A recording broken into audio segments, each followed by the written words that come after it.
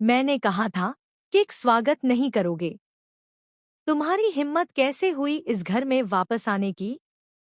क्या तुम्हें पता है कि जिस घर में मेरी नातिन को वारिस बनने का हक तक नहीं मिला, वहां रहने का क्या फायदा है?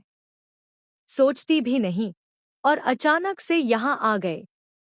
लेकिन आज मैं आई हूँ इस किस्से को हमेशा के लिए खत्म करने। और यह खत्म होगा चंद्रकांत और उर्मिला के तलाक के साथ। हाँ, आपने सही सुना। इतना टेस्टी, इतना कड़वा सच, जो 5 स्टार होटल्स में भी नहीं मिलता, वह आज इस घर में सामने आएगा। और हाँ, तुम्हारी बहू। हाँ वही, ऑलराउंडर बहू। ऐसी बहू तो ढूंढने से भी नहीं मिलती।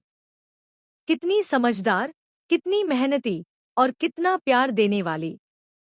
लेकिन उसका क्या फायदा जब लोग उसकी काबिलियत को नकारते हैं? अब देखिए, अनिका की नानी वापस आ गई है।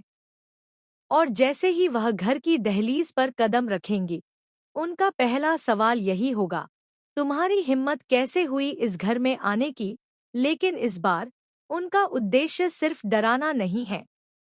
यह बार उन्होंने तय किया है कि अपनी बेटी का हक दिलाने के लिए हर कदम उठाएंगी।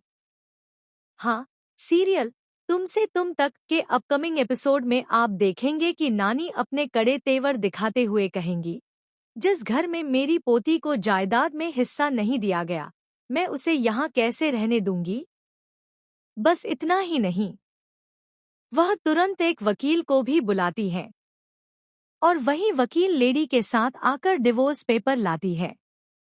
डॉक्यूमेंट हाथ में लेते हुए नानी कहती है, यह मैं अपनी बेटी का डिवोर्स लेना चाहती हूँ, तुम्हारे बेटे से। इस दृश्य को देखकर घर में सभी लोग स्तब्ध रह जाते हैं। दादी खुद हैरान होकर सोचती हैं, अनिका की नानी अब यह क्या बोल रही हैं? और वहीं दूसरी तरफ खाना बनाने वाली सरू की मेहनत और प्यार भी दिखता है। सरू घर में अपने हाथों से खाना बनाती है, और वह भी तब जब तारा के दोस्त उनके घर आए हैं। उसका हर व्यंजन इतना स्वादिष्ट, इतना प्यार भरा होता है कि तारा के दोस्त उसे देखकर फूले नहीं समाते। वे सरू की तारीफ करते हैं, इतना स्वादिष्ट खाना, इतना प्यार। ऐसी बहू तो हजारों में एक मिलती है। तारा भी प्रभावित होती है और सरू से कहती है, तुम्हें यह गर्व महसूस होना चाहिए कि तुम्हें ऐसी बहू मिली है। सच में इस घर की खुशकिस्मत वही है।